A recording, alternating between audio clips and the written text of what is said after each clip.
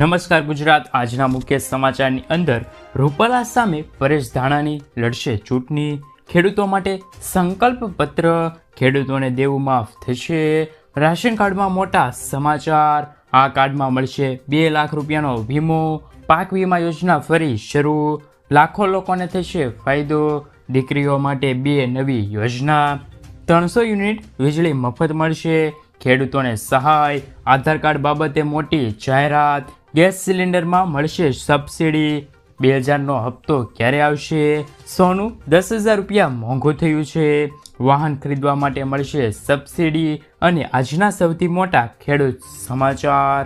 મિત્રો, દરેક સમાચાર, દરેક માહિતી જણાવું એ પહેલાં ગુજરાતના જે પણ મિત્રો ચેનલ પર જો નવા આવ્યા છે મિત્રોને ખાસ વિનંતી છે કે ચેનલને સબસ્ક્રાઈબ કરવાનું ભૂલતા નહીં, સાથે આજનો આ વિડીયો છે તેને અંત સુધી જોતા રહેજો। તો મિત્રો, અત્યારના તાજા સમાચારની અંદર વાત કરીએ તો આંદોલન પાર્ટ 2 શરૂ થશે કે નહીં? છેલ્લા 24 દિવસથી ચાલી રહેલી ક્ષત્રિય સમાજના વિરોધનો અંત લાવવા સીએમ હાઉસ ખાતે એક બેઠક મળી હતી જે નિષ્ફળ ગઈ હતી। મિત્રો, રૂપાલા બાબતે કોઈ સમાધાન નહીં થાય તો શું આંદોલન શરૂ થશે? રૂપાલાએ ફોર્મ ભરી દીધું છે મિત્રો। ભાજપ હવે પાર્ટ 2 શરૂ થાય તે પહેલા ડેમેજ કંટ્રોલ કેટલું સફળ રહેશે તે જોવાનું રહેશે મિત્રો, આગળના સમાચારની અંદર વાત કરીએ તો ખેડૂતો માટે સારા સમાચાર આવ્યા છે।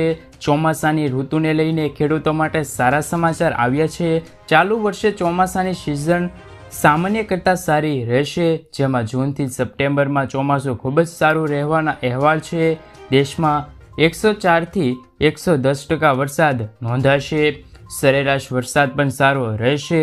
4 મહિનાના ચોમાસામાં સરેરાશ વરસાદ 666 મીમી નોંધાઈ શકે છે મિત્રો। દેશમાં 1 જૂનની આસપાસ કેરળમાં ચોમાસું પ્રવેશ કરશે। અલ નીનોની અસરના કારણે ગુજરાતમાં પણ સારો વરસાદ પડી શકે છે મિત્રો, આગળના સમાચારની અંદર વાત કરીએ તો ખેડૂતો માટે સંકલ્પ પત્ર, તેમાં મિત્રો વાત કરીએ કે પીએમ કિસાન યોજના હેઠળ ખેડૂતોને 6,000 રૂપિયાની વાર્ષિક નાણાકીય સહાય પૂરી પડાશે। પીએમ પાક વીમા યોજનાને મજબૂત બનાવવા પાકના નુકસાનનું ઝડપી અને સચોટ મૂલ્યાંકન અને સમયસર ચૂકવણી સાથે ખેડૂતોની સમસ્યાનું તાત્કાલિક નિવારણ કરવામાં આવશે। મિત્રો, મુખ્ય પાકો માટે એમએસપીના ભાવોમાં પણ વધારો થઈ શકે છે। સમય મર્યાદા એમએસપી વધારવાનું ચાલુ રાખીશું। કઠોળના ઉત્પાદનમાં ભારતને આત્મનિર્ભર બનાવવા માટે અન્નદાતાઓને સમૃદ્ધ બનાવશે। મિત્રો, ત્યારબાદ સંકલ્પ પત્રમાં વાત કરીએ તો શાકભાજીના ઉત્પાદન માટે નવા સ્થાપના કરવામાં આવશે। બાજરીને વિશ્વમાં ઓળખાણ અપાવી છે। હવે અમે બાજરીને સુપરફૂડ તરીકે સ્થાપિત કરશું।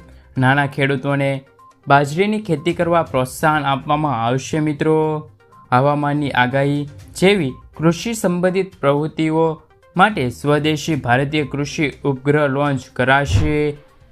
મિત્રો, ત્યારબાદ ખેડૂત માટે સંકલ્પ પત્રની વાત કરીએ તો આવતા 5 વર્ષ સુધી મફત રાશન, પાણી, ગેસ કનેક્શન, પીએમ સૂર્ય ઘરથી 0 વીજળી આવશે। આયુષ્માન ભારતથી 5 લાખ સુધીની સારવાર મફત મળશે, તે પણ આગળ પણ ચાલશે। મિત્રો, મધ્યમ વર્ગના પરિવારોને પાકા ઘર અપાશે। પેપર લીક પર મોટા કાયદા બનશે અને નેશનલ એજ્યુકેશન પોલિસી પણ લાગુ થઈ શકે છે। મિત્રો, ત્યારબાદના સમાચારની અંદર વાત કરીએ તો રાશન કાર્ડ ધારકો માટે મોટા સમાચાર। દેશમાં હજારો લોકો પાસે રાશન કાર્ડ નથી, જેમના કારણે તેઓને સરકારની આ યોજના લાભ નથી મળી રહ્યો। આવી સ્થિતિમાં જો તમે પણ રાશન કાર્ડ બનાવવાનો વિચાર કરી રહ્યા છો તો તમે 1 સપ્ટેમ્બરથી લઈને 30 સપ્ટેમ્બર સુધી રાશન કાર્ડ માટે ઓનલાઈન અરજી કરાવી દેજો।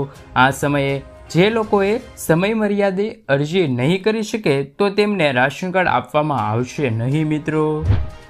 મિત્રો, આગળના સમાચારની અંદર વાત કરીએ તો 12 ગેસના બાટલા પર સબસિડી મળશે। કેન્દ્ર સરકાર પેટ્રોલ અને ડીઝલના ભાવ પર અંકુશ લેવા માટે તમામ પ્રયાસો કરી રહ્યા છે। તેમની સાથે એલપીજી સિલિન્ડરની કિંમત પર ઘણો અંકુશ આવી શકે છે। એલપીજીની કિંમતમાં છે તે થોડીક રાહત માટે વિવિધ ઉપાયો ઘટાડવામાં આવી શકે છે। મિત્રો, સરકાર હાલમાં પીએમ ઉજ્જવલા યોજનાના લાભાર્થીઓને સિલિન્ડર પર 200 રૂપિયાની સબસિડી આપે છે. ઓગસ્ટ 2023માં તેમને વધારીને 300 રૂપિયા કરવામાં આવી હતી. આ સબસિડી દર વર્ષે 12 LPG સિલિન્ડર પર આપવામાં આવી જશે. મિત્રો સમાચારની અંદર આગળ વાત કરીએ તો ચૂંટણી દેવા માફી અંગે જાહેરાત. ખેડૂતો માટે સૌથી મોટા સમાચાર આવ્યા છે. તમામ ખેડૂતો માટે આ સમાચાર ખૂબ જ અગત્યના છે. દેવા માફીને લઈને મોટા સમાચાર આવ્યા છે. મોદી સરકાર 2004ના વર્ષમાં જ્યારે સત્તા ઉપર આવી હતી ત્યારે તેમણે કહ્યું હતું કે 2022 સુધીમાં ખેડૂતોની આવક બમણી કરી દેવામાં આવશે. મોદી સરકાર આ વચન આપ્યું હતું અને કહ્યું હતું કે મોદી સરકારનું તો વચન ખૂબ જ અનેરું છે. મોદી સરકાર વચન આપે છે એ વચન ક્યારેય ખોટું જતું નથી, પરંતુ આ વચનનું લક્ષ્ય હજુ સુધી પૂર્ણ થયું નથી. ખેડૂતોને જે વચન આપ્યું હતું તે પણ પૂર્ણ નથી થયું. મિત્રો, જોકે લોકસભાની ચૂંટણી પણ આવી રહી છે, તો શું ખેડૂતોનું દેવું માફ થશે કે નહીં? કોમેન્ટ બોક્સમાં જરૂરથી જણાવી દેજો. મિત્રો આગળના સમાચારની અંદર વાત કરીએ તો સીએમ ભૂપેન્દ્ર પટેલ દીકરીઓ માટે 2 નવી યોજનાનો પ્રારંભ કરશે. તો મિત્રો, સીએમ ભૂપેન્દ્ર પટેલ અમદાવાદમાં છે તે હાઈસ્કૂલમાં નમો લક્ષ્મી યોજના અને નમો સરસ્વતી વિજ્ઞાન સાધના યોજનાની શરૂઆત કરશે. નમો લક્ષ્મી યોજના હેઠળ લાભાર્થી દીકરીઓને પોષણ અને આરોગ્ય માટે કુલ મળીને 50,000 રૂપિયા સુધીની સહાય મળશે. સરસ્વતી વિજ્ઞાન સાધના હેઠળ વિદ્યાર્થીઓને વિજ્ઞાન પ્રવાહમાં અભ્યાસ કરવા માટે 25,000 રૂપિયા સુધીની સહાય મળશે. મિત્રો સમાચારની અંદર આગળ વાત કરીએ તો પાક વીમા યોજના ફરી શરૂ. પાક વીમા યોજના ગુજરાતમાં ફરીવાર શરૂ કરવાને લઈને મોટા સમાચાર આવ્યા છે. ગુજરાતમાં ફરીવાર પાક વીમા આગામી ખરીફ સિઝનથી શરૂ કરવામાં આવશે.